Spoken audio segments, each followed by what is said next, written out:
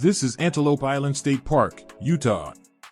It has amazing wildlife, views of the surrounding mountains, and activities to do. I would definitely recommend visiting the island around early spring so it won't be too hot or cold.